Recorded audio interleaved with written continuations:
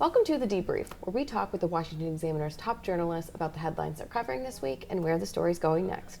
I'm Sarah Westwood, and I'm here today with commentary editor Conn Carroll.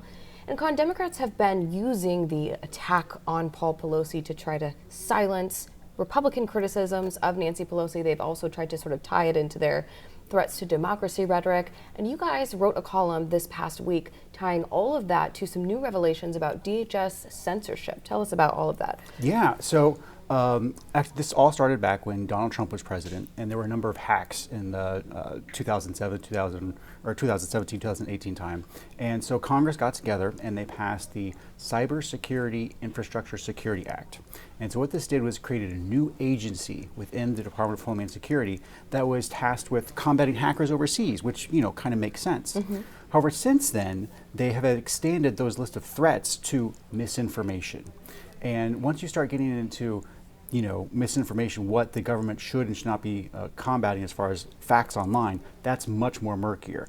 And Democrats are now trying to use that to silence conservative voices on a number of issues. So The Intercept published a draft DHS report, which identified a number of topics that the Biden administration now wants to target, including the origins of COVID, the efficacy of vaccines, the drawdown in Afghanistan, and domestic terrorism. It's like these are all issues that absolutely should be open for debate. We do not want the DHS squelching debate on those issues.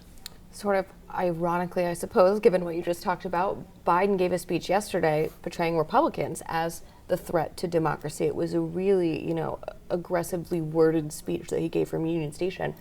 Why is he closing out the midterms with that argument, and is that helpful for Democrats in competitive races?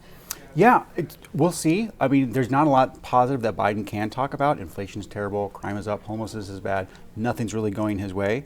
So I do think that the attack on Pelosi was the reason for this speech, is that this speech basically was a rehash of the one he gave in Philadelphia a month and a half ago. The only new addition was in directly tying the attack on Pelosi to Republican rhetoric. But the only people that are paying attention to this issue or care about this issue are hardcore Democrats, which are arguing over them anyway. So it doesn't really see how it helps in any close races. If Democrats lose big next Tuesday on election night, obviously they were dealt a bad hand by the fact that, historically their party in power tends to suffer. But if you had to point to like a couple of mistakes that they've made that would explain those losses, what do you think they'd be? Sure, I think right off the bat it would have to be the first one Biden did on his day in office, which is immigration reform, which is undoing Trump's Remain in Mexico policy. That created a web of chaos on the border that the Democrats had never recovered from. I think number two was Afghanistan. Biden was actually in positive territory right up until Afghanistan fell. And it wasn't so much the policy of Afghanistan, but that a month, 2 months before it happened in July, he had a press conference where he said, this is not going to happen, they're not going to take it. And he just made a whole bunch of predictions, which turned out to be terribly, terribly wrong. And he has never recovered from it. Finally, on election night, what are some of the races, some of the dynamics that you'll be watching, as the first polls close on the East Coast, that would tell you whether or not Republicans are going to have that red wave? Sure.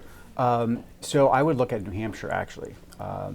This is a race that was not very close for a long time, but Bolduc has really closed down on Hassan, the incumbent, and there's even a poll out this week that has Bolduc actually beating Hassan.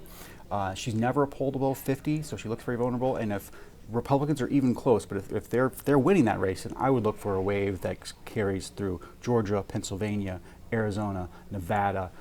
We're looking at 54, 55 Republican Senate seats if they take New Hampshire. Well, Conn, thank you so much for being here today. You can get more writing from Conn and the rest of the commentary team at washingtonexaminer.com.